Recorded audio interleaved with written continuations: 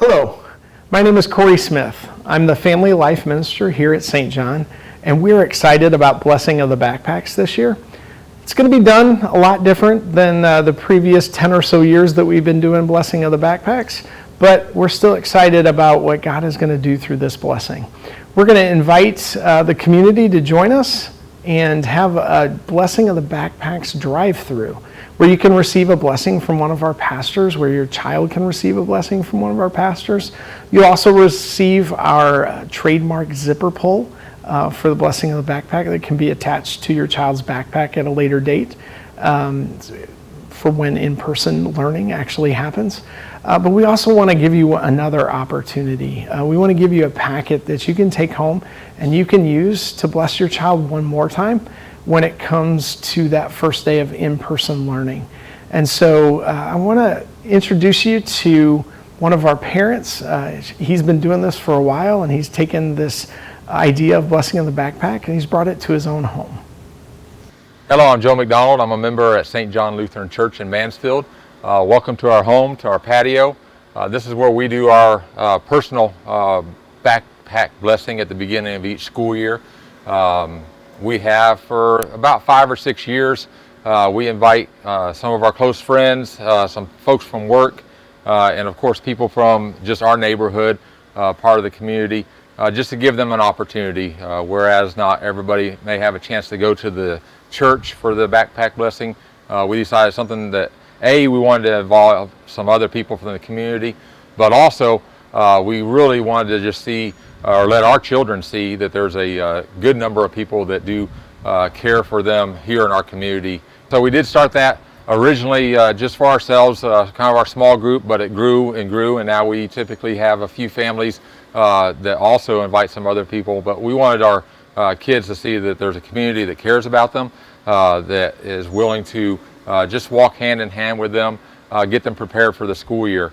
Along the way, we've had up to 20 families here. A few times we only had 3 or 4 families here, but it's all worked out great the same way.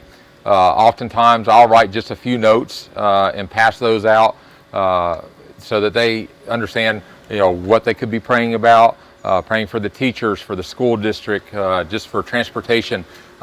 In this time we've had some kids have grown up and started driving, so we've blessed them over that in their times that they're going to be driving back and forth to school. So we really try to include every part of their life that God's going to touch, which we know is all parts of their life, but the kids need to hear that and understand that God's a part of every part of their day. We also team up with the church. Corey typically gives me a handful of the little pull tags, so we can also give that to the kids that only come to this particular event, allow them to have that on their backpack. So this allows the kids that only get a chance to come up to our house that little token that they can see each time that they're opening their backpack. I think it's very meaningful to them. For some of the families that come out here, it might be the only thing that they see that's part of what Jesus can mean every single day in their life. So that is something that we're blessed to be able to get from Corey and hand out to the kids here. Okay, so what can you do to do something like this at your house? Typically what we do is we will send out an email invitation, a text invitation a couple weeks in advance. We really encourage each of the parents to put something down in writing that's specific to their child, is meaningful for their age, or maybe what they've gone through in the past year at school, or what grade they're going into.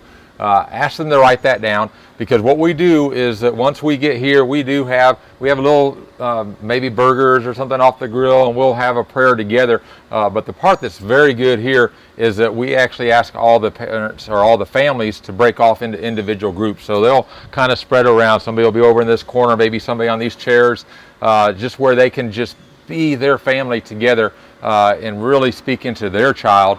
And again, it really can help. If this isn't something they do all the time, if it's a blessing that they've written down, that's just as meaningful, just as powerful for those kids.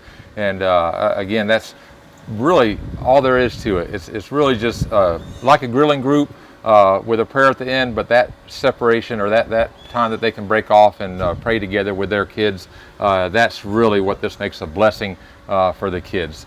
So I really encourage you to do that, and let me know if you have any questions. Again, Joe McDonald, I would be glad to help you with any information you need. So one thing that may help you, I know our family does this. There might be some other small groups.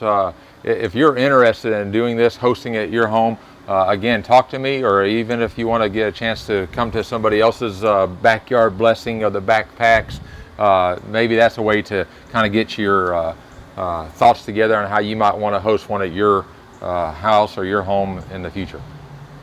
There's a lot of power in a blessing, and that's very biblical. In the book of Genesis, we see a story of twins who struggled inside of the womb to see who could come out first. And Esau wins, and Jacob loses. However, Jacob gets the upper hand a little later in life. He manages to trick his brother out of his birthright, which is his monetary inheritance. It doesn't stop there. Jacob tricks him one more time, tricks his father this time, and takes Esau's blessing from him. And Esau finds this out, and he comes to his father to receive his blessing. And his father says, "I'm sorry, I don't have anything for you." And Esau literally begs his father for a blessing. He doesn't say anything about the inheritance or the money. He's worried about the blessing. So we definitely know that there's power in this blessing. And we hope that this year, this school year, you'll reclaim that power and you'll use the materials that you got through the drive-through blessing of the backpacks to bless your child on their first day of in-person learning. This can be a wonderful time, even though it's under some rough circumstances, but we're here to help and support, and I pray that this is a blessing to you. Thank you for your time.